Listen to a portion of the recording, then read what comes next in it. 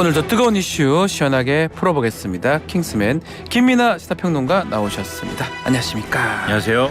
자, 정치권 키워드 소식으로 알아보겠습니다. 첫 번째 뭡니까? 총선 대진표 윤곽입니다. 자, 총선 이제 44일 남았는데요. 대진표가 확정된 곳 얼마나 됩니까? 일단 국민의힘 그리고 더불어민주당 공천관리가 지금까지 밝힌 내용들을 종합을 해보면 네. 지금 여야 대진표가 결정된 곳은 언론 보도를 보면 68곳이거든요. 아하.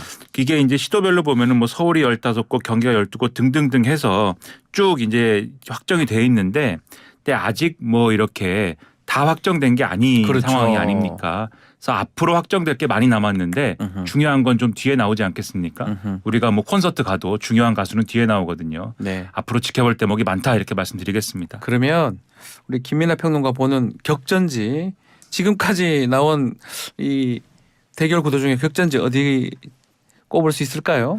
사실 냉정하게 얘기해서 격전지는 아직 안 나온 거죠. 그러니까 저도 그렇게 예. 그렇죠. 격전지는 뒤에 나올 건데 뒤에 나올 거예요. 그렇죠. 한참 뒤에 가장 그렇죠. 뒤에. 예. 그렇죠. 근데 그래도 이제 오늘 신문에서 주목한 데는 아무래도 정청래 의원하고 그다음에 국민의힘이 전략공천한 함은경 민주화운동 동지회장 마포을 그렇죠. 마포을에서 붙는다. 이게 빅매치다 이렇게 좀 보도를 하고 있고 수원병의 경우에 박문규 전 장관하고 그다음에 김영진 의원하고 지금 대결 구도지 않습니까? 네. 이걸 좀 주목하는데 왜냐하면은 윤석열 정권의 장관 출신하고 이재명 대표 측근이다.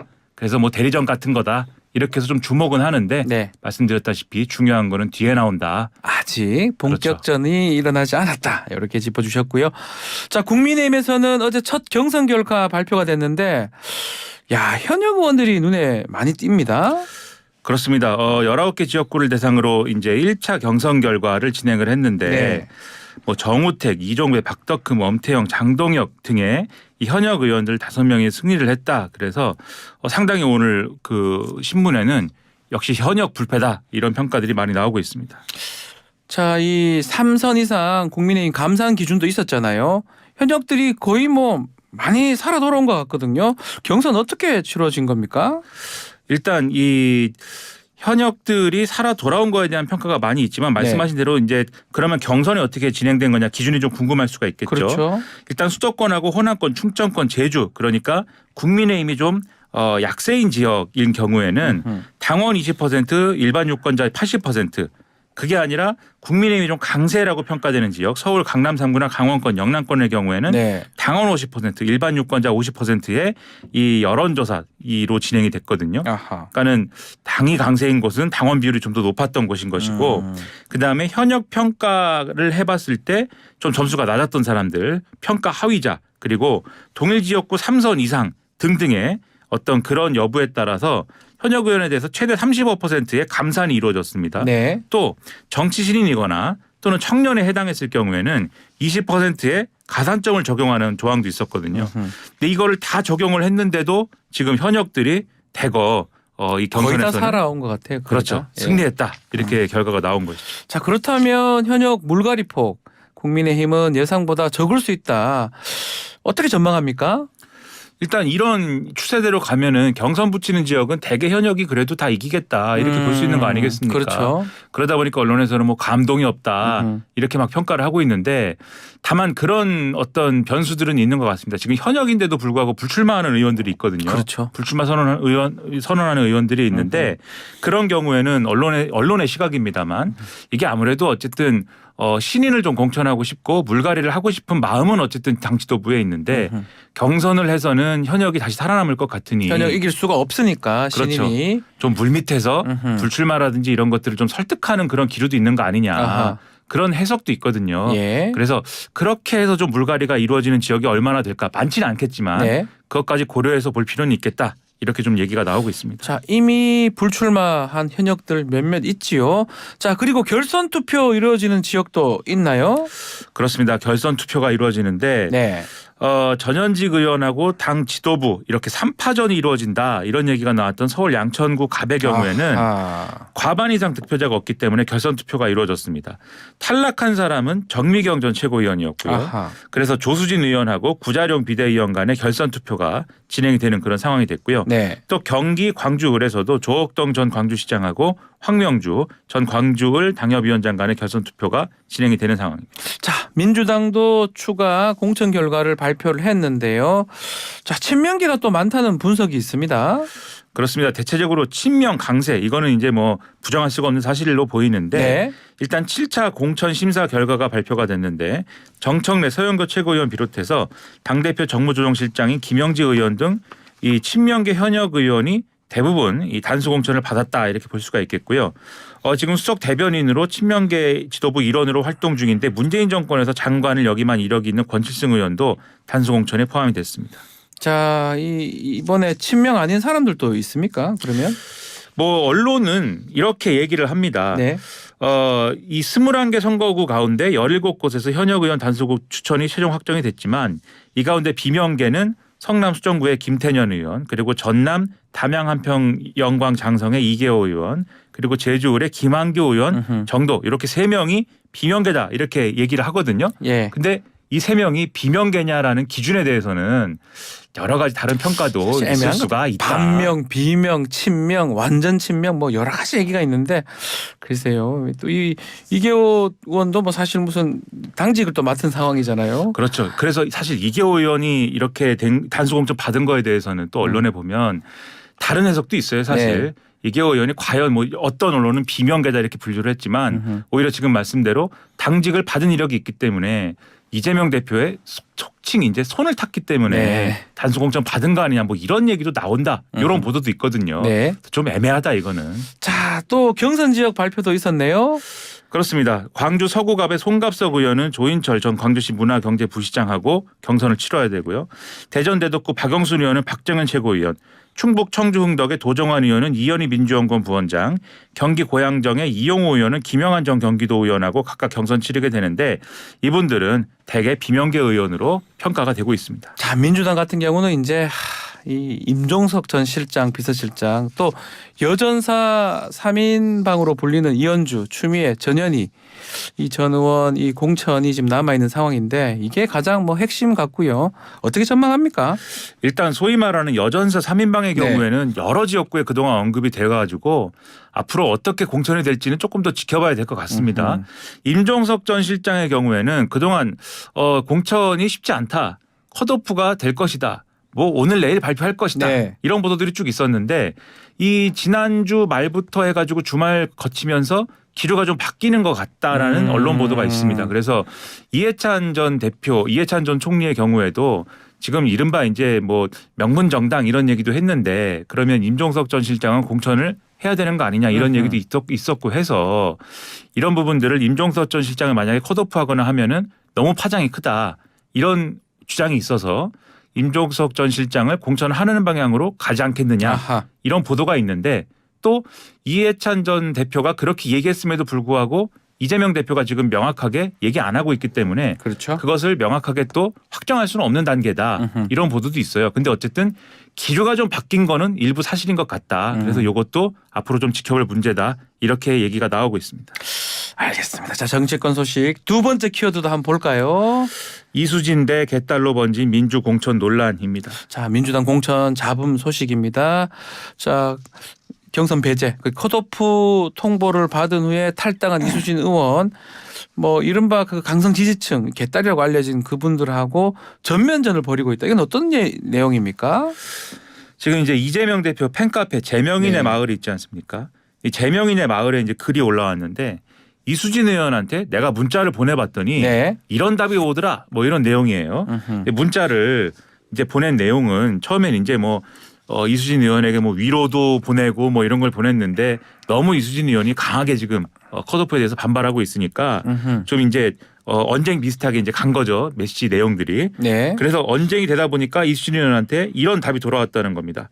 너희들 대표님이 나를 패대기 쳤는데 너희들 눈에는 대표한테 당한 사람들은 전혀 안 보이는가 이런 이제 답장이 왔다는 거예요. 아하. 그러니까 거의 이제 뭐 말싸움으로 간 거죠. 우리가 흔히 이제 친구들하고 하는 말싸움 수준까지 간 건데 그러다 보니까 이게 상당히 논란이 되고 있고 또 이수진 의원은 이 답장과 함께 검찰 수사 과정에서 좀 극단적인 선택을 했던 이재명 대표 측근들 있지 않습니까? 예. 그것이 언급된 이제 기사도 같이 첨부하고 해서 기사까지. 상당히 강한 언급을 하고 있다 이런 보도가 나오고 있습니다. 법적 대응까지 예고하고 나섰어요. 이수진 의원. 그렇습니다. 이게 아무래도 이런 상황이 되다 보니까 이재명 대표 팬클럽에서 처음에는 이수진 의원에 대해서 앞서 말씀드린 것처럼 네. 좀 위로도 있고 했거든요. 그런데 계속 이러다 보니까 이제 비판, 비난 이런 여론들이 커졌습니다. 그러니까는 좀 좋은 문자를 보내지 않았겠죠. 네. 여러 가지로 험한 문자들이 간 모양인데 그러다 보니까 이수진 의원이 지금부터 끝까지 추적해서 법적 대응 단호하게 하겠다. 적지 않은 분들이 폭력적인 댓글이나 문자로 극단적 선택했고 앞으로도 억울한 죽음이 있을 것이기에 그런 약자들을 위한 그런 대응을 할 것이다 라고 주장을 해서 그런 뭐 어떤 극단적인 댓글이나 문자 이런 거에 대해서 법적 대응하겠다라는 주장을 하고 있습니다. 지금 뭐 이수진 의원이 검증위원장이 정치자금법 위반했다. 비리 의혹도 있다. 이런 주장도 했어요. 그렇습니다. 이 공직후보 검증위원장을 맡았던 김병기 의원에 대한 예. 주장인데 김병기 의원. 23일 날 CBS의 유튜브 채널에 출연을 해서 한 주장을 계속 이렇게 저렇게 이어가고 있는 상황입니다. 이 주장이 뭐냐면 검증 과정에서 탈락한 사람들이 우리를 억울하게 컷오프 시킨 사람이 정작 이런 비리가 있다라면서 진술서를 써왔더라라는 주장을 한 건데요. 이 진술서의 내용은 이 공직후보 검증위원장 측에 돈을 줬는데 6개월 후에 돌려받았다. 그런데 어쨌든 돈을 줬는데 받은 거는 문제 아니냐 뭐 이런 내용이었다. 돈을 준 거. 라는 거거든요. 예. 근데 김병기 의원 측은 뭐 전혀 사실 무근이다라고 지금 얘기를 하고 있습니다. 자, 이수진 의원 참 갑자기 이제 시한폭탄이 됐다 이런 기사도 있습니다. 이수진 의원 왜 이렇게까지 하는 겁니까? 지금 뭐 자신이 할 수 있는 모든 지금 어떤 대응을 하고 있는 네. 건데 뭐 백현동 판결 이런 거를 예로 들어 가지고 이재명 대표에 대해서 계속 공격하고 있고 뭐 이렇게 그렇죠. 가는 건데 아무래도 이제 일종의 배신감 내지는 뭐 이런 것들이 작용하고 있는 것 같아요. 네. 이수진 의원의 경우에는 어쨌든 소위 말하는 이전까지 뭐 언론에 보도됐던 뭐 비명계 뭐 이런 처지도 아니었던 것이고 또 현역 의원으로서 어쨌든 현역 의원이 어쨌든 이 지역구에서 다시 재도전하는 것이 확정적이면 경선을 치르는 게 원칙이거든요. 네. 그런데 본인 입장에서는 석연치 않은 이유로 지금 컷오프 됐다라고 이제 생각하는 것이기 때문에 그것에 따라서 이렇게 얘기하는 거고 또 그런 컷오프의 이유나 이런 것들이 자신이 납득할 수 없는 이유다라고 지금 주장을 하고 있는 거죠. 그리고 전반적으로 당 사정이 이게 당에서 공천이 지금 매끄럽게 잘 되고 있는 어떤 그런 환경이라고 그랬으면 이렇게까지 못했을 건데 아무래도 여러 가지 잡음이 또 나오는 그런 환경이지 않습니까? 그러니까 뭔가 자신의 어떤 불만 제기가 뭔가 이렇게 명분이 좀 선다고 좀 이 판단하는 측면도 있을 거예요. 네. 그런 것들이 복합적으로 작용하는 건데 아마 유권자들이 보기에 이게 민주당 공천이 잘 된다고 생각하지는 않겠지만 또 이수진 의원이 이렇게 반발하는 것이 이유가 있다라고 보기에도 좀 어려울 것 같아요. 예. 왜냐하면 백현동 의혹이다 이런 것들이 뭐 한두 해 된 건 아닌데 계속된 뭐 문제 제기가 됐던 그렇죠. 부분이잖아요. 문제가 있다고 생각했으면 그 전에 그때 얘기하는 게 얘기했었어야지. 명분이 있었던 건데 이제 와서 왜 그럴까에 대해서는 아마 많이 좀 의문을 가질 것 같습니다. 자, 그렇다면 동작을 지역구입니다. 누가 됩니까? 이광재 전 사무총장 얘기도 나와던데요. 그렇습니다. 일부 언론들에 많이 보도가 된 사실이지만 이광재 전 사무총장이 지금 이제 동작을 출마 제안을 받고 여기에 대해서 거절한 내용들이 보도가 됐는데요.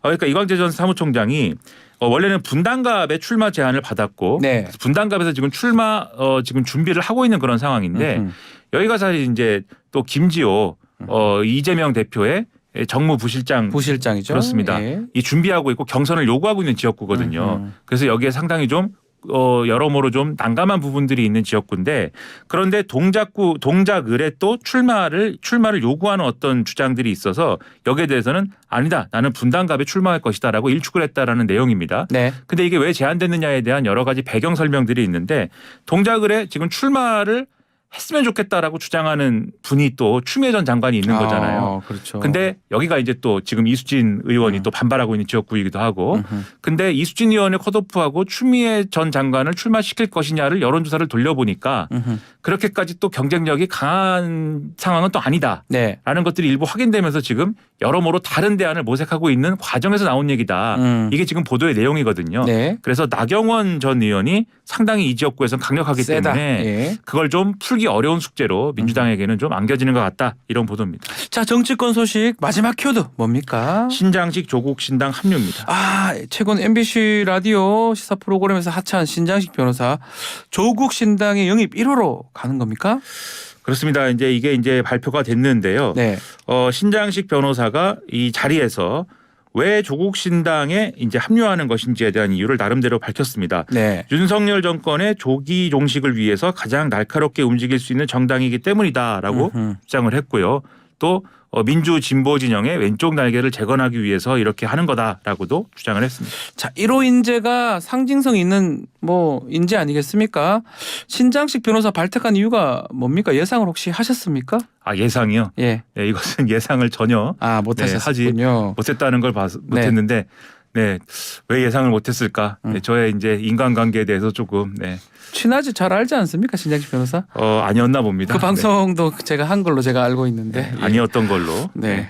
아무튼 이제 서로 윈윈이라는 판단을 한 거 아닐까라는 생각도 좀 듭니다. 네. 그러니까 신장식 변호사가 많은 분들이 이제 시사 프로그램 진행자로 알고 있지만 사실 정치인 출신이거든요. 그렇죠. 뭐 정의당 있었고요. 그렇죠. 과거에 민주노동당도 했고 있었고요. 정의당도 했고 한데 지금 정의당에 돌아가서 정치를 하기에는 좀 상황이 좋지 않은 측면들이 있고 그래서 이제 당선 가능성이나 이런 것들을 나름대로 판단한 결과인 측면들이 있을 것이고 조국 신당의 입장에서도 지지율을 좀 이렇게 좀 끌어올리려면 좀 더 많이 알려진 인사가 좀 합류해가지고 좀 언론에 많이 좀 나오고 이런 것들이 좀 필요한 상황이기도 하지 않습니까? 네. 그런 것들이 윈윈으로 작용하지 않았을까 싶은데 그런 측면만 있을까라는 의문도 좀 있는 대목도 있어요. 어떤 측면? 왜냐하면 음주운전, 무면허 운전 그렇죠. 뭐 이런 것들이 있기 때문에 지난번에 비례대표도 그때 그것 때문에 자진 사퇴하지 않았습니까? 그렇죠. 정의당에서 지난 총선에서 비례대표 출마하려다가 이것 때문에 안 됐거든요. 네. 물론 이 자리에서 신장식 변호사가 그게 뭐 17년, 18년 전 일이고 또 형사적인 책임을 나름대로 졌고 사과도 했지만